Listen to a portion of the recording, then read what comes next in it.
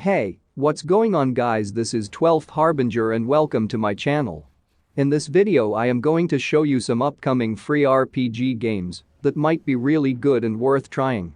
Before we get started with this video, make sure to press the like button and subscribe to my channel for more information about these games. I also make guides and fun videos on Genshin Impact. Without any further ado, let's jump right into it. So to begin with, we have Tower of Fantasy.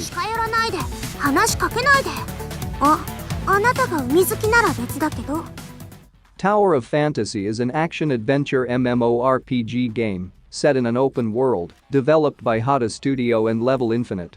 Starting with the first and basic part of every game, character selection. Unlike Genshin, you can create and customize your own main character with over 3,000 design combos. There's also a mount feature available in the game. From robotic unicorns to motorcycles to bipedal mechs, there are tons of unique mounts available for you to choose. Moving on to graphics, though not as well executed as Genshin Impact, they are still stunning. The skill animations could be improved, but they're still adequate. The quest and story cutscenes are also very smooth and interesting. Compared to Genshin, the combat is more intense and immersive. You have access to a variety of weapons, each of which has unique roles and abilities. With each weapon type, you can combine them in countless ways to develop your very own playstyle. Each character can equip up to 3 weapons and switch between them effortlessly. You can engage in combat and even dash while in the air and launch a variety of plunge attacks. And this game will have PvP available for all those PvP maniacs. Additionally, PvP will have few restrictions for those worried that whales will have an unfair advantage against them. It will also have a guild system. These guilds are known as crews. A crew may consist of up to 180 players. This might be the area where it pulls ahead of Genshin Impact, including the Gacha system, which is very F2P friendly. In this game the Gacha is mainly for weapons rather than characters. The pity for the Gacha system is 80, and according to some beta testers it doesn't reset even after you get an early SSR. For example, if you get an SSR at 20, your next SSR is guaranteed in the next 60 pulls. Keep in mind though, this might change during the official release of the game. Tower of Fantasy will be released on 11th August, that is in 5 days, so make sure to pre-register in order to claim these in-game rewards. You can either do it on Play Store or App Store or with email on the official site. Also, there are few ongoing events on the official site, you can check them out as well. I will put the link in description. It will be available on PC, Android, and iOS platforms. But sadly, there has been no word about a console release yet. Next we have Wuthering Waves. Their calumet arrived without a sign. Wuthering Waves is a game developed by the Chinese game developer Kuro Games. Kuro Games is best known for the mobile action game Punishing Grey Raven. Wuthering Waves takes place in the New World following a disaster that occurred 100 years ago. The players in this game are referred to as rovers who awakened in these troubled lands. According to the devs, Wuthering Waves is a story-rich open-world game with a high degree of freedom. You wake from your slumber as a rover, greeted by an expansive new world filled with novel sights and newfangled tech. Wuthering Waves' release date hasn't been specified by Kuro Games, but closed beta testing just finished in China. There is a possibility that Wuthering Waves might see a release in early 2023. Wuthering Waves already has English voice lines in its trailer and also has English social media pages, unlike Punishing Grey Raven, which was first promoted in China before moving on to Japan, Korea, and then global. The likelihood of the game being released simultaneously in multiple regions is very high. You save.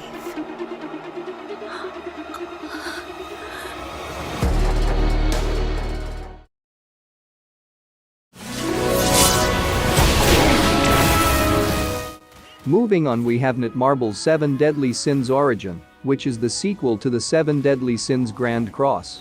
This open-world action role-playing game will be available for PC, consoles, and smartphones. In this game, Players will command Meliodas and his allies while interacting with an open-world environment. The game has great versatility, selectable characters, and the bustling cities from around the world.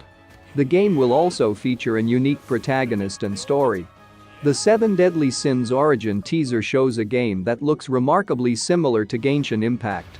A combat system with elements of an MMO is featured in the 7 Deadly Sins Origin. For instance, the game shows the AoE of enemy attacks, and the player is then expected to evade and counterattack for fast-paced action. Each character also has special skills which will help you in your exploration. As a giant, Diane has the power to manifest enormous rocks. They can be used as temporary bridges. But aside from everything else, the underwater exploration feature is the one which caught my attention. This feature might set it apart from other open-world games like Genshin Impact. According to a leaker on Twitter, 7DS Origin, the game might have a P2E, play-to-earn, system. Netmarble has already confirmed P2E for its various other games, so it could still announce the same system for 7 Deadly Sins Origins. For those of you who don't know what play-to-earn means, it refers to the concept of gaming in which a platform provides its players with a chance to earn any form of in-game assets that can be transferred to the real world as valuable resources. Unfortunately, Netmarble has yet to confirm an official release date for the game. But leaks suggest that it might be released in the upcoming year 2023.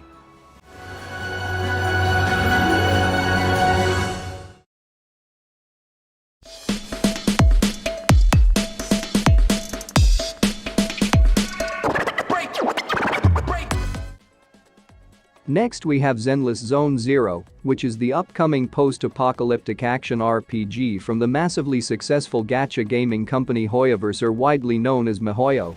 Based on the details released by the company, this game is set in a world where most of modern civilization has been wiped out by a disaster known as the Hollows.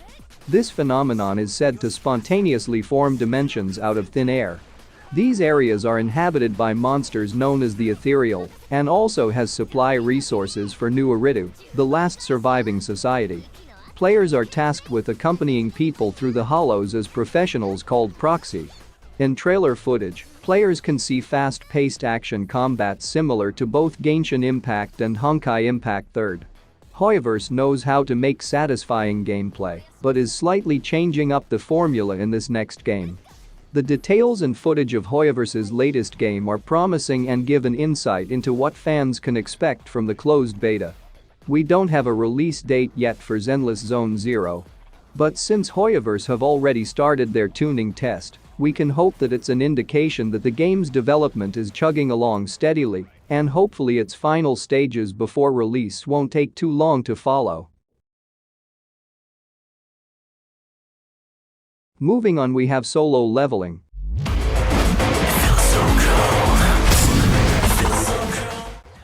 For those who are unfamiliar with Solo Leveling, it is a Korean web novel series also known as manhwa.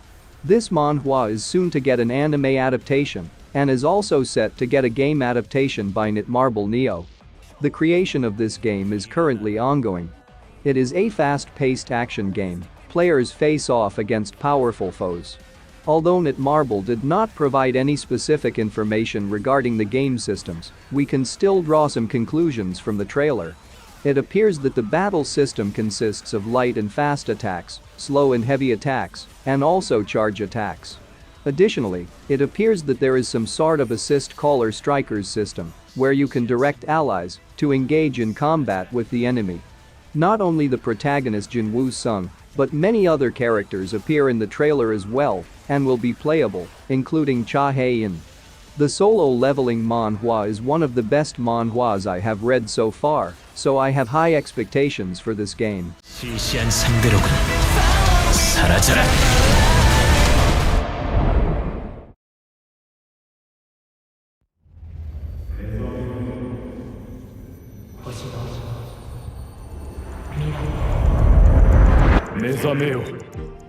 And last but not the least, we have Blue Protocol, which is an upcoming MMORPG developed and published by Bandai Namco. Blue Protocol's release date is still unknown, but at least we know it won't be coming anytime soon. If I had to make a guess, I'd say it will probably arrive in 2023 at the earliest, if not then even later in 2024. Blue Protocol will launch first in Japan, but the devs have also confirmed that it will be released globally later on. Blue Protocol will be coming exclusively to PC at first. The console and the mobile version of the game have not been officially announced, but there have been talks about it. There's not much info about this game, but just by looking at the trailer I can say the animation, graphics, character design, voice lines and everything is flawless.